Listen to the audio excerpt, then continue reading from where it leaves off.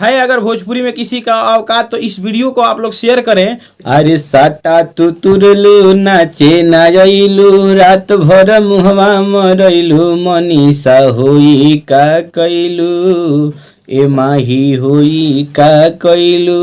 किला जो न लागो ताटे वीडियो बना के रोज डालेलू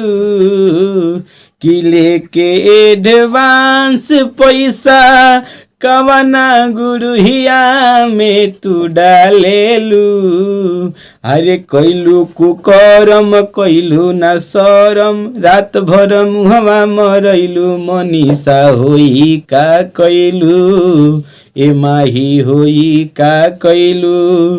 अरे साटा तू कैलू नाचे ना जाइलू रात भर मुहवा मरैलू मनीषा होई का कैलू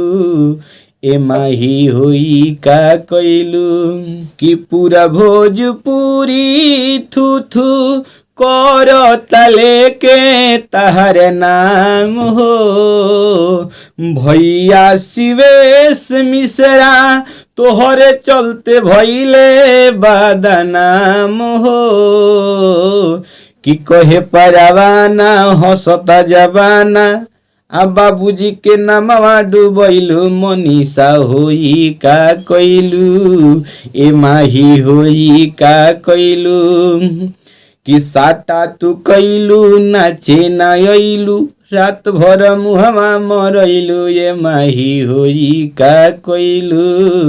मनीषा होई का कैलू। अगर ये वीडियो अच्छा लगा था तो ज़्यादा से ज़्यादा शेयर करी और चैनल पर नहीं सब्सक्राइब करी।